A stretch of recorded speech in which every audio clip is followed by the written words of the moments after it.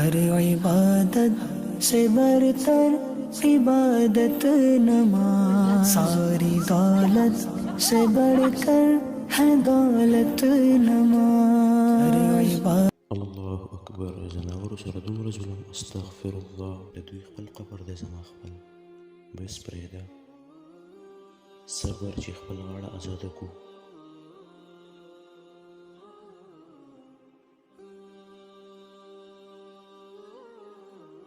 تاسو ته پته دی چې پیغمبر سلام حدیث مبارک دی چې تاسو په ځمکه ول باندې رحم کوئ، تاسو به اسمان طرف نه رحم کیږي. نو موږ تاسو له پکار ده چې په هر قسمه ځناور په وهلو ټکولو باندې نه کیږي. دې نه بهتره دا ده چې په مینه او محبت سره ساروی یا ځناور هر قسمه ځناور دا موږ په مینه او په محبت سره بوزو.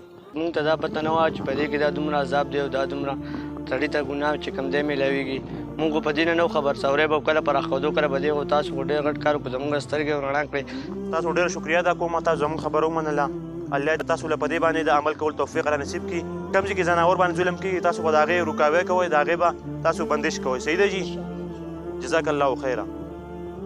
بسم الله الرحمن الرحیم. زما عزتمندو، تاسو ته پته ده نن سبا په معاشره کې څه قسمه ظلمونه کېږي، خاص کر په ځناورو باندې.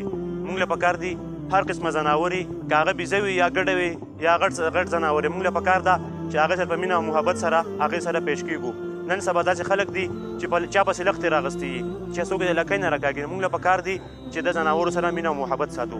القابض الباسط الخافض الرافع المعز